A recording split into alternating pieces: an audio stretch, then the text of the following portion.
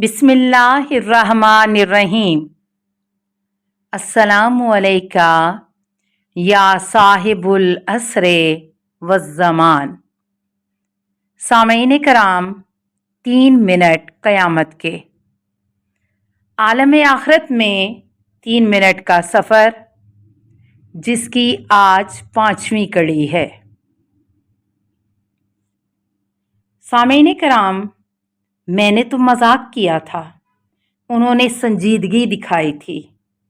मेरे सारे अच्छे काम मेरी फाइल से गायब हो रहे थे। वो सारे किसी और की फाइल में लिखे जा रहे थे। एक और बात काबिले गौर थी, मेरी उम्र जैसे जैसे बढ़ रही थी, नमाजें बाजमात, अज़ादारी और मेरे दूसरे अच्छे अहमाल के सवाब में भी कमी आती जा रही थी। मेज़ के पीछे बैठे जवान ने से पूछा, इन दिनों मैंने सारी नमाजें जमात के साथ अदा की थीं। अज़ादारी में मुसलसल शिरकत करता रहा हूँ, फिर वो सब कुछ यहाँ मौजूद क्यों नहीं है? मेरे चेहरे को गौर से देखा और कहा, अच्छी तरह देख लें, उम्र बढ़ने के साथ साथ तुम्हारे अहमाल में दिखावा और रियाकारी में इजाफा हो गया था।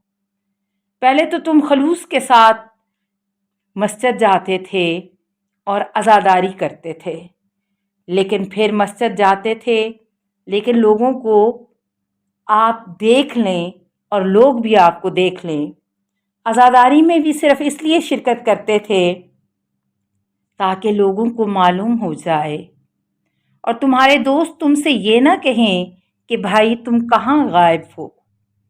अगर तमाम काम खुदा के लिए था तो फिर तुम्हें ऐसी मस्जिद या इमाम बारगाह में जाने की किस चीज़ ने इस चीज़ से तुम्हें रोका हुआ था जिसमें तुम्हारे दोस्त नहीं जाते थे? नियत और अमाल की किताब खोलकर रखी जाएगी तो तुम गुनाहगारों को देखोगे, जो कुछ उसमें लिखा होगा उससे डर रहे होंगे और कहेंगे, अफसोस हम पर, ये कैसा अमालनामा है कि इसने कोई छोटी या बड़ी चीज़ नहीं छोड़ी मगर सबको महफूज किया हुआ है, और जो कुछ उन्होंने किया था सबको मौजूद पाएंगे, और तेरा रब किसी पर जुल्म नहीं करेगा। सूरह काफ आयत नंबर 49। किताब की वरक गर्दानी शुरू की। बहुत ही जी कीमत अमल को सफ़ा के बिल्कुल ऊपर मोटे ख़त में लिखा गया था। एक सफ़े पर बहुत ही मोटे ख़त में लिखा हुआ था, एक गरीब घराने की इमदाद। उसकी तफसील और वीडियो भी मौजूद थी। सच्ची बात तो ये है कि जहन पर बहुत ज़्यादा ज़ोर डालने के बावजूद भी मुझे याद नहीं आया मैंने किसी ऐसे घराने की कभी कोई मदद की हो। अलबत्ता जी तो चाहता था, लेकिन जेब खाली थी।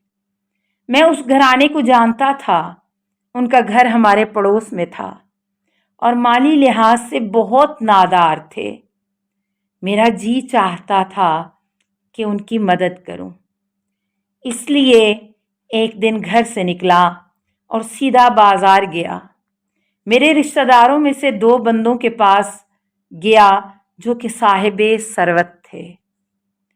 मैंने उस गरीब घराने की मुश्किलात उनके सामने रखी और उनसे मदद की दरख्वास्त की, लेकिन उन्होंने सुनी अनसुनी कर दी।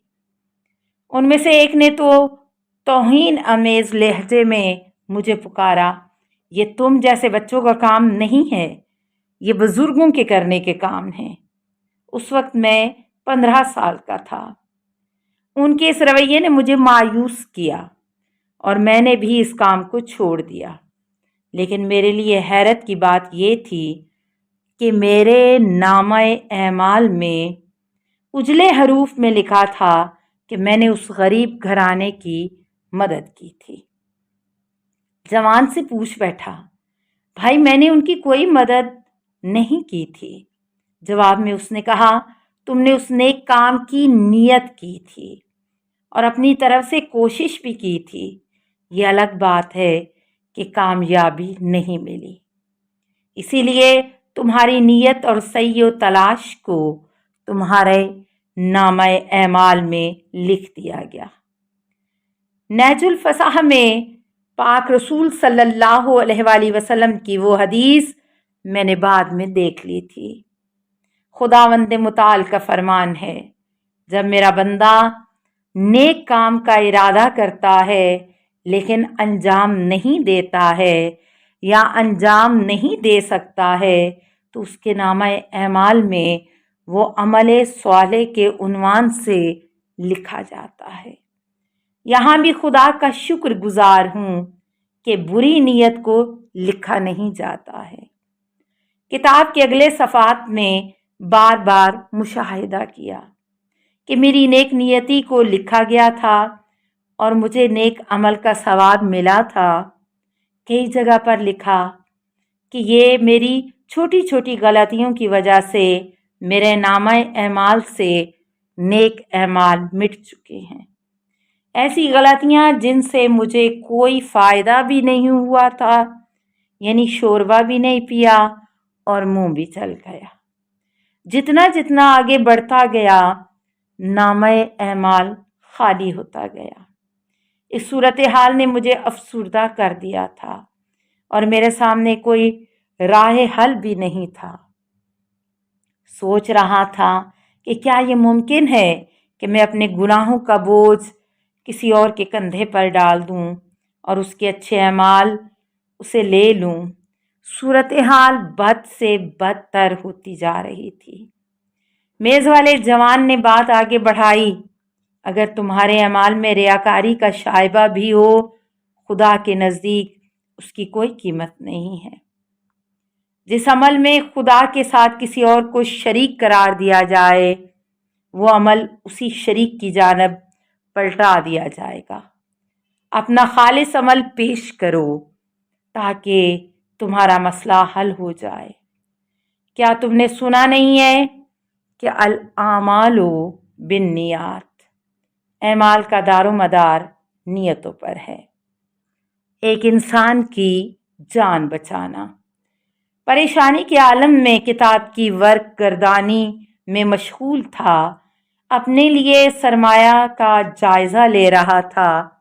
ایک صفحے پر نظر پڑی تو حیرت سے میری آنکھیں کھلی کی کھلی رہ گئیں۔ کتاب کے ایک صفحے کے بالکل اوپر موٹے موٹے خط میں لکھا تھا، ایک انسان کی جان بچائی۔ یہ واقعہ مجھے اچھی طرح یاد تھا۔ یہ وہ کام تھا جو میں نے پورے خلوص کے ساتھ اپنے خدا کی خوشنودی حاصل کرنے کے لیے انجام دیا تھا۔ مجھے اپنے اوپر فخر محسوس ہو رہا تھا اور خدا کا شکر ادا بجا لایا تھا۔ داستان کچھ یوں تھی کہ جوانی کے ایام میں ایک دن اپنے دوستوں کے ساتھ مل کر دریا کے ڈیم میں تیراکی کے لیے اس کے اطراف میں پکنک کا پروگرام بنا۔ دریا پانی سے لبریز تھا اور ہم نے بھی تیراکی شروع کی۔ ناگہاں ایک مرد اور ایک خاتون کی چیخ و پکار نے سب کو وحشت زدہ کر دیا۔ ایک چھوٹا بچہ دریا میں گر گیا تھا اور بچنے کے لیے اپنے ہاتھ پاؤں مار رہا تھا۔ کسی میں جرأت نہیں تھی کہ دریا میں کود کر اس بچے کی جان بچائے۔ میں ایک اچھا تیراک تھا اور ڈوبتے افراد کو بچانے کی ٹریننگ بھی کر چکا تھا۔ میں فوراً دریا میں اترنے کے لیے تیار ہو گیا، لیکن میرے دوستوں نے میرا راستہ روک لیا۔ وہ کہنے لگے، بھائی، یہاں دریا ڈیم سے ملا ہوا ہے، پانی تجھے نیچے کھینچ کر لے جائے گا، یہ کام بہت خطرناک ہے۔ اپنی آنکھیں بند کیں اور اپنے آپ سے کہا کہ صرف اللہ کے لیے، اور پانی کے اندر چھلانگ لگائی۔ خدا کا کرم تھا، میں نے بچے کی جان بچائی، جان کی بازی لگا کر بچے کو کنارے تک لے آیا اور دوستوں کی مدد سے اس کو پانی سے باہر نکالا۔ اس کے ماں باپ نے بہتے آنسوؤں کے ساتھ میرا شکریہ ادا کیا، لباس تبدیل کیا اور جانے لگا۔ ایسے میں بچے کے والدین نے مجھ سے میرا ٹیلی فون نمبر اور میرے گھر کا ایڈریس لیا۔ میرا یہ خالصانہ عمل خدا کی بارگاہ میں بہترین نمبروں کے ساتھ لکھا گیا تھا۔ میری خوشی کا کوئی ٹھکانہ نہ تھا۔ کم از کم ایک اچھا کام خالصانہ نیت کے ساتھ میرے نامہ اعمال میں موجود تھا۔ پتہ چلا یہ ایک ایسا اچھا کام خالص نیت کے ساتھ انسان کو مصیبتوں کے دلدل سے نجات دے سکتا ہے۔ میرے نامہ اعمال میں چونکہ یہ عمل موٹے حرف کے ساتھ لکھا گیا تھا، لہٰذا میں سمجھ گیا کہ یہ ایک بے مثال کارنامہ انجام دیا ہے۔ لیکن یہ کیا؟ میرے سر پر مصیبتوں کا پہاڑ اس وقت ٹوٹ پڑا جب میں نے دیکھا یہ اتنا بڑا اور خالصانہ عمل بھی میری آنکھوں کے سامنے مٹنے لگا ہے۔ سامعین کرام، یہاں بہت سے اعمال ریاکاری کی وجہ سے محو ہو گئے اور کتاب سے مٹ گئے۔ ریاکاری کے عنوان پر سلسلہ آئینہ میں ہماری پوسٹ موجود ہے، جس کا لنک ہم اس ویڈیو کے آخر میں لگا دیں گے تاکہ آپ جان سکیں کہ وہ کون سی علامات ہیں جو اگر انسان میں پائی جائیں تو وہ ریاکار ہے، اور معصومین علیہ السلام کی کون سی احادیث اس کے بارے میں ہیں۔ السلام علیکہ یا ابا عبداللہ الحسین، اللہم صلی علی محمد و آل محمد۔